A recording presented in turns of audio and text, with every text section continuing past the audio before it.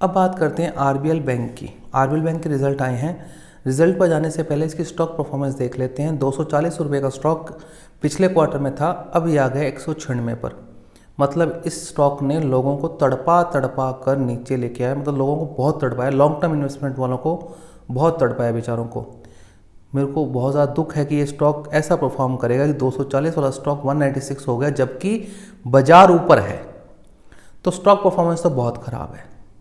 और एक चीज़ समझिए, मैंने जैसे ये बोला स्टॉक परफॉर्मेंस का, आपके माइंड में ये बात आनी चाहिए। आगे से आप जब किसी स्टॉक को देखें तो आप उसको समझें, कोशिश करें कि मैं बोल रहा हूँ 240 का स्टॉक 196 हो गया पिछले रिजल्ट से अब तक।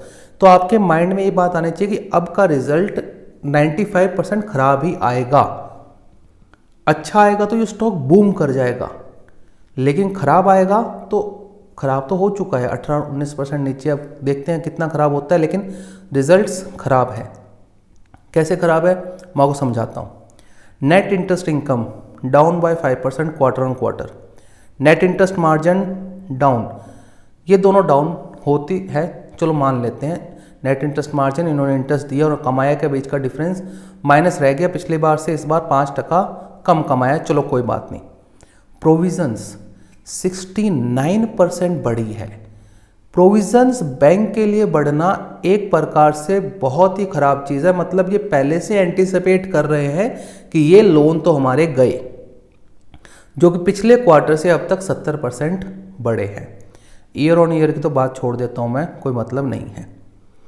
पीबीटी, प्रॉफिट बिफोर टैक्स, अब प्रोविज़न बढ़े हैं तो ये बात समझिए कि इन्होंने पहले से अपना खर्चा बुक कर लिया कि ये लोन तो हमारे बैड हो जाएंगे। देखिए, प्रोविज़न अगर कोई दूसरी कंपनी बनाती ना तो समझ में आता है, ठीक है, आपने कंटीजेंट लायबिलिटी के लिए कोई प्रोविज़न बनाया है। लेकिन बैंक जब प्रोविज़न बनाता है वो सिर्फ एक ही कारण होता है, उसको लगता है ये पैसा मेरा नहीं आएगा, उसके लिए इसने बनाया।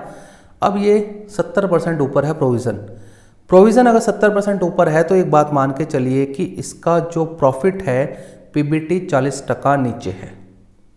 कंपनी का गणित पूरा उकचुक है, एकदम समझ के बाहर की चीज़ है कि इतना खराब कैसे कर लिया इन लोगों ने। ग्रॉस एनपीए, अब देखिए प्रोविज़न बढ़ा हुआ है, समझ में आता है, वन टाइम हो सकता है या मान लो ठीक है बढ़ गया। नेट एनपीए और ग्रॉस एनपीए बढ़ा हुआ है, मतलब ऑलरेडी ये दिक्कत में है, लोन रिकवरी के अंदर पैसा नहीं आ रहा है इनके पास में, और एडवांस में इन्होंने प्रोविज़न और कर लिया कि हमें आगे जवाब दे तो ढंग से दे कि हाँ सर हमने प्रोविज़न तो बना रखा, अब ये हो गया तो हो गया, तो ये पैसा इनका नहीं आ रहा। स्टॉक देखें 17% डाउन है। क्या हो सकता है वो बाजार बताएगा मंडे को, subject to the market conditions और behaviours of the peoples and group of peoples, but results बहुत ज़्यादा खराब है। टूटा हुआ स्टॉक है, कैसे रिएक्ट करता है वो मार्केट कंडीशन है, बट रिजल्ट्स खराब है। अब हर चीज़ खराब है, net interest income, net interest margins, provisions बढ़े हुए हैं, ग्रॉस एनपीए बढ़ा हुआ है, नेट एनपीए बढ़ा हुआ है।